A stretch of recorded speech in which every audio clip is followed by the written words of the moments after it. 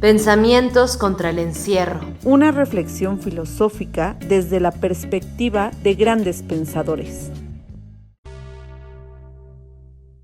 Hola, buenas tardes a todos. Bienvenidos a la segunda serie de lecturas de Pensamientos contra el encierro. En esta ocasión vamos a leer algunos ensayos de Michel de Montaigne. ¿Quién fue Michel de Montaigne?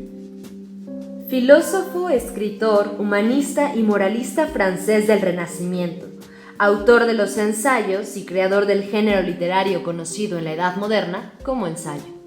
En el libro Michel de Montaigne, Ensayos Escogidos, publicado por la Universidad Nacional Autónoma de México en el año 2011, dice el mexicano Juan José Arreola: los sueños que aquí veis constituyen una de las obras más ricas y complejas de la literatura universal. Los ensayos de Montaigne no son, en sentido estricto, ni memorias, ni historia, ni filosofía, ni confesiones, ni apuntes para un libro futuro. Son sencillamente el retrato cultural de un hombre que, dándose a conocer a los demás, trata de conocerse a sí mismo desde todos los ángulos posibles, y que continuamente agrega datos y fichas para la composición de su enciclopedia personal, la de lo vivido y aprendido, la que resume la experiencia del espíritu intemporal y la del cuerpo pasajero. Esto es vida y cultura, ideas y sensaciones, deleites y dolores anímicos y físicos. Del miedo. Estupefacto, la voz se apaga en mi garganta y se eriza en mis cabellos. Virgilio, la Eneida. No soy buen naturalista, según dicen, y desconozco por qué suerte de mecanismo el miedo obra en nosotros. Es el miedo una pasión extraña y los médicos afirman que ninguna otra hay más propicia a trastornar nuestro juicio. En efecto, he visto muchas gentes a quienes el miedo ha llevado a la insensatez y hasta en los más seguros de cabeza, mientras tal pasión domina, engendra terribles alucinaciones. Dejando a un lado el vulgo, a quien el miedo representa ya a sus bisabuelos que salen del sepulcro envueltos en sus sudarios, ya brujos en forma de lobos, ya duendes y quimeras hasta entre los soldados, a quienes el miedo parece que debía sorprender menos.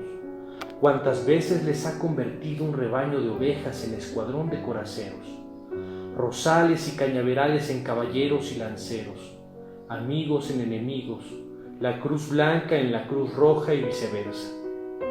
Cuando el condestable de Borbón se apoderó de Roma, un portaestandarte que estaba de centinela en el barrio de San Pedro fue acometido de tal horror que a la primera señal de alarma se arrojó por el hueco de una muralla, con la bandera en la mano, fuera de la ciudad, yendo a dar en derechura al sitio donde se encontraba el enemigo, pensando guarecerse dentro de la ciudad.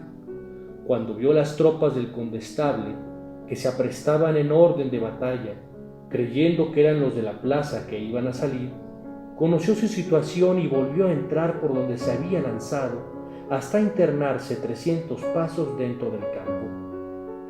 No fue tan afortunado el enseña del capitán Jules cuando se apoderaron de la plaza de San Pablo el conde de Duren y el señor de Reux, pues dominado por un miedo horrible arrojóse fuera de la plaza por una cañonera y fue descuartizado por los sitiadores.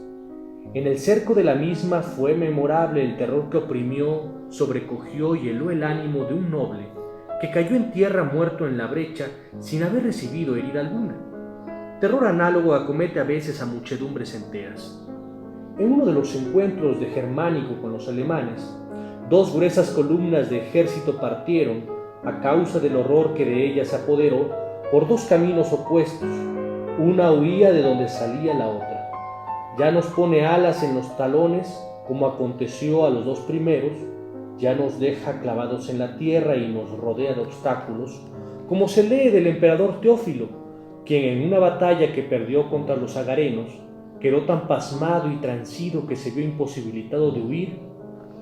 El miedo se horroriza de todo hasta de aquello que pudiera socorrerle, dice Quinto Curcio, hasta que uno de los principales jefes de su ejército, llamado Manuel, le sacudió fuertemente cual si le despertara de un sueño profundo y le dijo: «Si no me seguís, os mataré, pues vale más que perdáis la vida que caigáis prisionero y perdáis el imperio.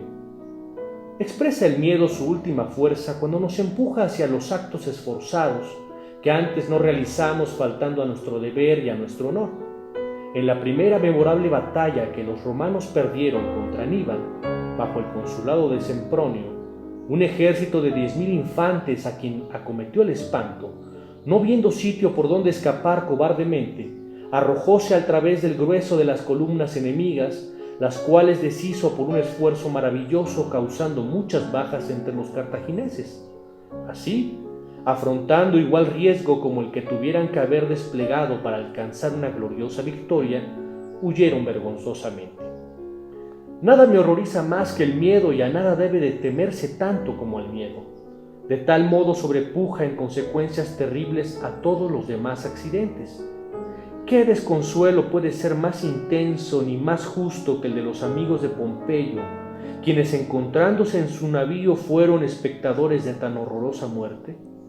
El pánico a las naves egipcias, que comenzaban a aproximárseles, ahogó sin embargo de tal suerte el primer movimiento de sus almas, que pudo advertirse que no hicieron más que apresurar a los marineros para huir en toda la diligencia posible, hasta que, llegados a Tiro, libres ya de todo temor, convirtieron su pensamiento a la pérdida que acababan de sufrir y dieron rienda suelta a las lamentaciones y lloros que la otra pasión, más fuerte todavía, había detenido en sus pechos. El horror ha alejado la energía lejos de mi corazón, dice Ennio. Hasta los que recibieron buen número de heridas en algún encuentro de guerra, ensangrentados todavía, es posible hacerlos coger las armas el día siguiente, mas los que tomaron miedo al enemigo ni siquiera osarán mirarle a la cara.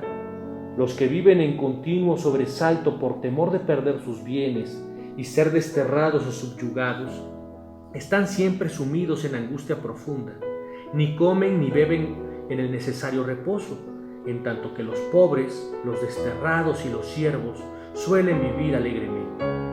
El número de gentes a quienes el miedo ha hecho ahorcarse, ahogarse y cometer otros actos de desesperación nos enseña que es más importuno e insoportable que la misma muerte. Reconocían los griegos otra clase de miedo que no tenía por origen el error de nuestro entendimiento y que según ellos procedía de un impulso celeste. Pueblos y ejércitos enteros veíanse con frecuencia poseídos por él.